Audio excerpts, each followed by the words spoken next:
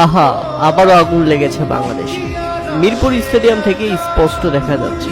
তাই তো নাজমুল হোসেন শান্ত সতীর্থ ব্যাটসম্যান তাওহিদ হৃদয়কে ডাকছেন, দেখ দেখ আবারও আগুন লাগছে। শান্ত যখন এভাবে দেখাচ্ছিলেন সেটা সত্যি হৃদয় বিদারক ছিল, কেননা কিছুদিন আগেই চট্টগ্রাম ইপিজেডে মর্মান্তিক এক ঘটনা ঘটে গেছে। এরপর আবার ঢাকায় আগুন কোথায় লাগলো সেটাই জানতে এখন ইচ্ছা করছে সবাই।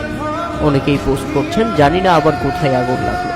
হ্যাঁ দর্শক, আগুন লেগেছে হযরত শাহজালাল আন্তর্জাতিক বিমানবন্দরে স্কাই ক্যাপিটালস ইম্পোর্ট এগ্রো এরিয়ায় আগুন লাগার ঘটনা ঘটেছে।